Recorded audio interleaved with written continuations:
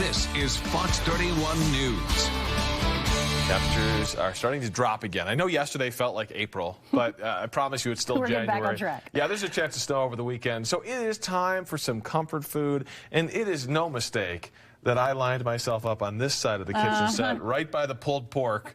But this is about incorporating healthy things into that comfort Yeah, because you food. typically think comfort food, you think it's not healthy, but there's a healthy way to do it and to warm you up this winter. We have a clinical nutritionist here in studio, Sharon. She's with Bonafide. Thank you so much for coming in. Thanks. It's my pleasure to be here. And what I'm doing today is kind of showing you how to make superfoods. Okay. Take all of your winter foods, add bone broth, and all of a sudden you add this ingredient that supports your gut.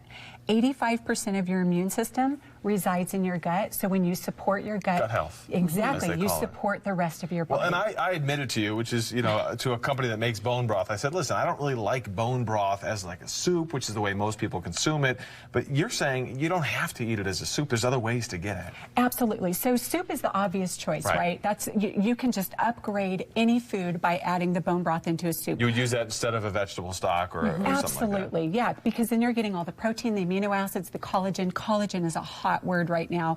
That's what bone broth is going to provide. But think about it as an ingredient in making like quinoa and rice. So any type of recipe that calls for any type of liquid, you simply replace it with bone broth. We even do it with smoothies and brownies, believe it or not. Right, and you won't be able to taste it. Here we have a winter squash dish.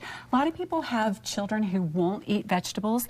This adds a wonderful flavor. Have you met children who will eat vegetables? I haven't met them. Mine certainly aren't those with me. I kid. But there are tricks that you can do, and this kind of upgrades the flavor, and then of course supports the gut health. And then what we did over here, and what you said you loved. This just like makes me drool this morning. Right, an Instant Pot. So if you go to our website, we have 14 days worth of recipes of Instant Pot, winter recipes that you add your bone broth to, and here's one of them that we did, and we're showing you how to put this pulled pork on a sweet potato. Beautiful. It's a different way to load up a baked potato. That's it. Right? And you Super Bowl, I mean, you're really going to impress your guests. Yeah, and if you say there's, by the way, there's bone broth in there, but you won't really taste it. It just tastes good, so just enjoy it. Exactly. It's good for you. It's supporting your gut and helping you get through the season. And this is on your website. You guys have the recipes? Because a lot of people, we were talking yesterday, we all have Instant Pots, and all of us parents here at the office, and we were like, I don't have any good recipes. So you've got a whole bunch of recipes. We've got a whole bunch of recipes. Follow us on Instagram, and Instant Pot always calls for liquid.